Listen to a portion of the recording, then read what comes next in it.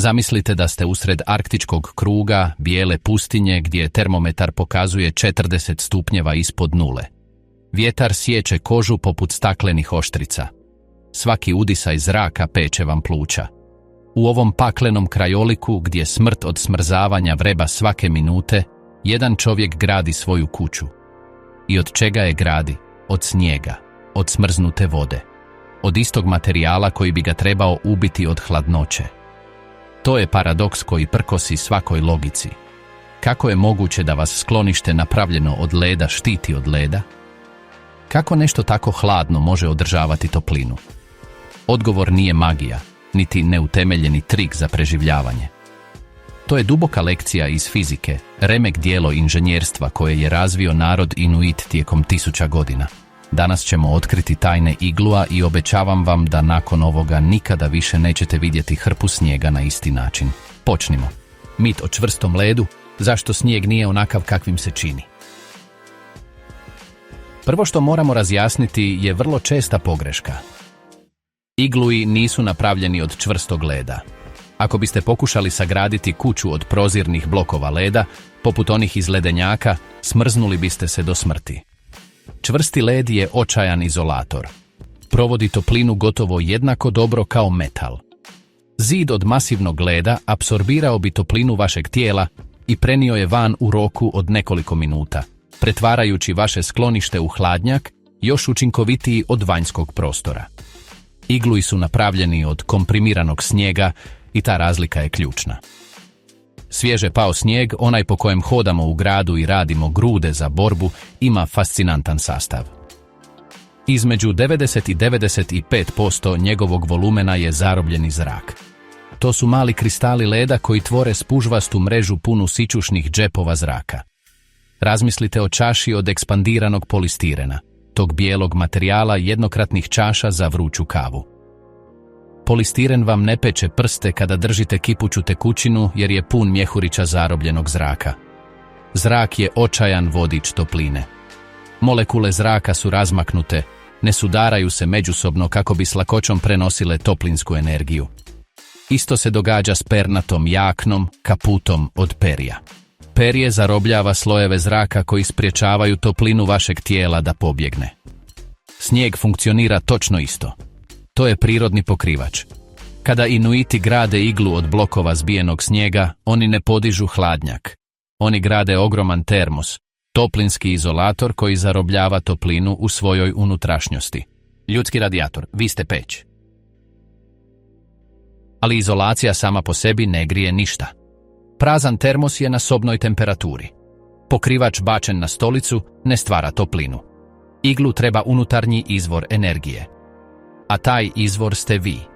Ljudsko tijelo je stalni radijator. Emitiramo toplinu kontinuirano, kao proizvod našeg metabolizma. U normalnim uvjetima ta se toplina raspršuje u okoliš, a da to ne primijetimo. Ali unutar iglua, s tim zidovima od izolacijskog snijega, toplina nema kamo pobjeći. Akumulira se. Unutarnja temperatura počinje polako rasti. Inuiti, koji su usavršili ovu tehniku tijekom tisućljeća, dodavali su dodatni izvor, kulik, malu svjetiljku od rezbarenog kamena koja je spaljivala ulje tuljana. Taj plamen, skroman za naše standarde, u kombinaciji s tjelesnom toplinom nekoliko ljudi, mogao je podići unutarnju temperaturu iglua na iznenađujuće razine. Studije i svjedočanstva polarnih istraživača potvrđuju da s zatvorenim igluom i nekoliko ljudi unutra temperatura može doseći 15 ili 20 pozitivnih stupnjeva Celzija, dok vani termometar pokazuje 40 ispod nule.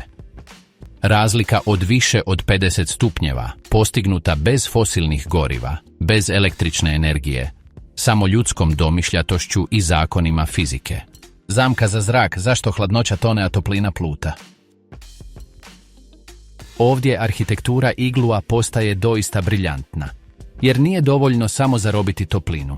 Također treba upravljati hladnoćom. A hladnoća, kao i svaki gusti plin, teži tonjenju.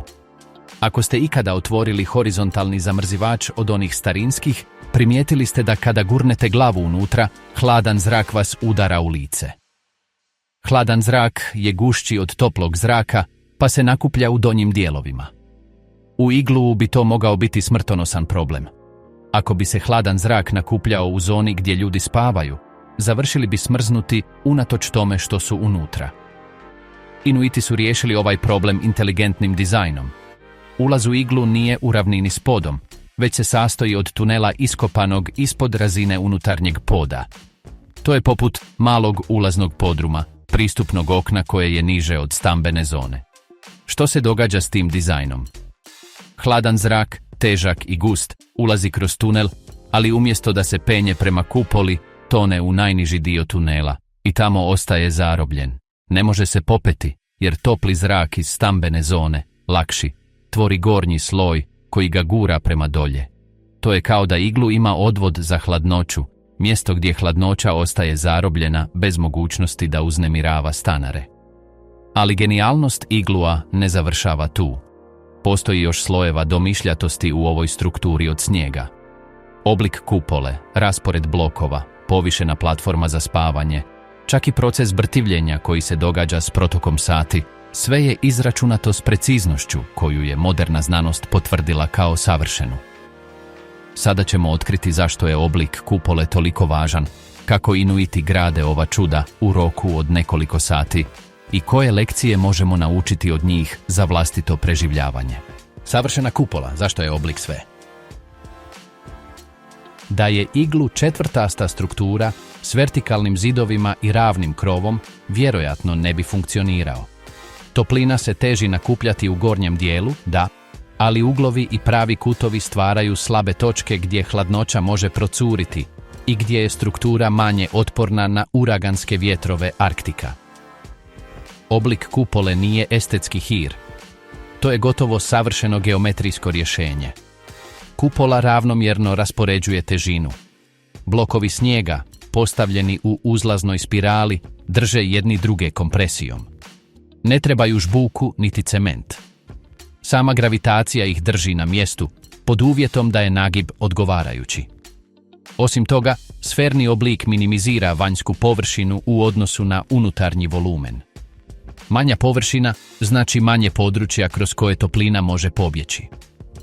To je isti razlog zašto termosi imaju cilindrični oblik i zašto životinje u hladnim klimama teže biti zaobljenije. Za očuvanje topline, sferni oblik je najučinkovitiji. I postoji dodatni detalj. Zakrivljenost kupole uzrokuje da se topli zrak, koji se uzdiže, glatko kreće prema središtu i zatim lagano spušta niz strane, stvarajući prirodnu cirkulaciju koja raspoređuje toplinu ravnomjernije nego u četvrtastoj sobi.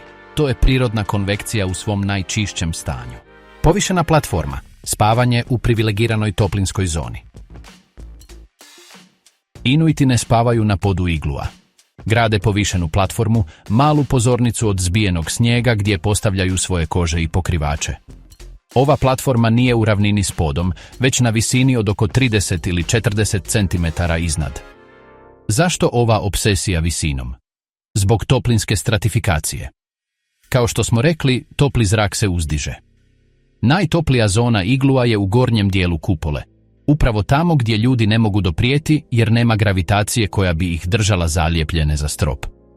Ali druga najtoplija zona je odmah ispod, na visini osobe koja sjedi ili leži na povišenoj platformi. Ako bi spavali na podu, bili bi u najhladnijoj zoni boravišta, gdje se gusti i ledeni zrak nakuplja. Podizanjem se smještaju u privilegirani toplinski sloj, gdje je toplina zarobljena kupolom maksimalna. To je lekcija iz primijenjene termodinamike na kojoj bi zavidio svaki inženjer. Magično brtvljenje, kako toplina jača zidove. Postoji dodatni proces koji se događa s upotrebom iglua i koji ga čini još učinkovitijim s protokom sati. Kada su ljudi unutra, njihova tjelesna toplina i toplina uljne svjetiljke lagano griju unutarnje zidove. Površinski sloj snijega u unutrašnjosti počinje se topiti, ali samo vrlo tanak film. Kada se izvor topline smanji ili ugasi, taj film vode se ponovno smrzava. Ali smrzavanjem se pretvara u sloj glatkog i neprekinutog leda. Ovaj proces topljenja i ponovnog smrzavanja brtvi male pukotine koje bi mogle postojati između blokova, čineći strukturu mnogo hermetičnijom i otpornijom na vjetar. To je kao da iglu ima vlastiti sustav otvrdnjavanja, prirodni proces koji poboljšava izolaciju s upotrebom. Polarni istraživači koji su proveli noći u igluima opisuju kako je u zoru struktura mnogo čvršća i toplija nego kada su je završili graditi prethodno popodne. Munjevita gradnja, kako podići sklonište u nekoliko sati. Jedan od najimpresivnijih aspekata iglua je brzina kojom se može sagraditi. Iskusni Inuit može podići iglu za 2 osobe u manje od sat vremena. Kako to postižu? Prvo, trebaju odgovarajući snijeg. Ne vrijedi bilo kakav snijeg. Mora biti snijeg zbijen vjetrom, dovoljno gust da se reže u blokove, ali ne toliko da se pretvori u led. Graditelji sondiraju teren posebnim štapom, tražeći savršen sloj. Zatim režu blokove. Tradicionalno su koristili noževe od kosti morža. Danas koriste metalne pile. Blokovi se režu u obliku trapeza, širi u bazi nego u gornjem dijelu, kako bi se uklopili pri naginjanju prema unutra. Postavljanje je spiralno. Prvi prsten se postavlja na tlo, blago nagnut prema unutra. Zatim se nastavlja uspinjati, sa svakim redom oslonjenim na prethodni, dok se posljednji blok, ključ kupole, ne postavi iznutra, precizno ga podešavajući da zatvori savršeni krug. Praznine između blokova ispunjavaju se rastresitim snijegom koji djeluje kao trenutna žbuka.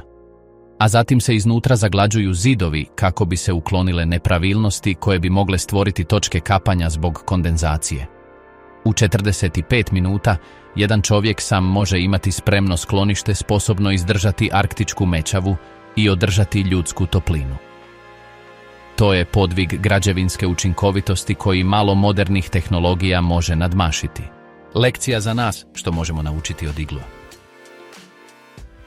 Izvan znatiželjne anegdote, iglu nas uči nečemu dubokom o odnosu između ljudskog bića i njegove okoline. Inuiti se nisu borili protiv hladnoće sofisticiranom tehnologijom, snažnim grijačima ili materijalima donesenim izvana. Nisu si to mogli priuštiti.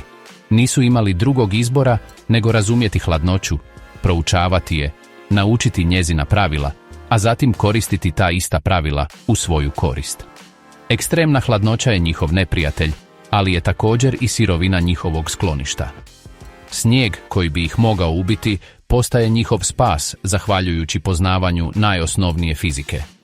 Zarobljeni zrak izolira, toplina se uzdiže, hladnoća silazi, oblik kupole raspoređuje sile. To je lekcija iz poniznosti i inteligencije. Ne radi se o tome da imate najbolju opremu, najskuplji materijal, najnapredniju tehnologiju.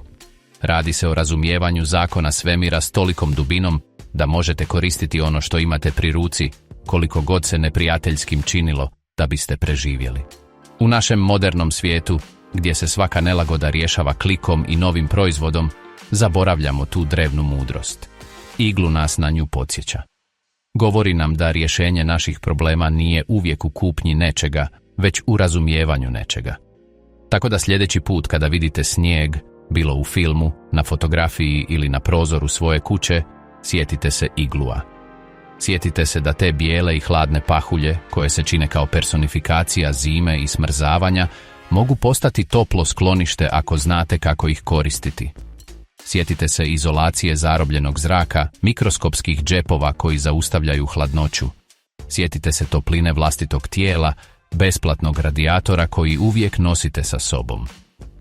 Sjetite se da se topli zrak uzdiže, a hladni tone, i da povišena platforma može biti razlika između spavanja na toplom ili buđenja smrznutog. I sjetite se Inuita, tog naroda koji je tisućljećima nastanjivao najnegostoljubivije mjesto na planetu, ne unatoč hladnoći, već zahvaljujući svom razumijevanju hladnoće. Oni su pretvorili svog najsmrtonosnijeg neprijatelja u svog najboljeg saveznika. I učinili su to sa snijegom, s ledom i s inteligencijom koja bi nas sve trebala inspirirati. Iglu nije samo kuća od snijega. To je spomenik ljudskoj sposobnosti prilagodbe, svjedočanstvo da nam čak i na najekstremnijim mjestima dobro shvaćena fizika može spasiti život.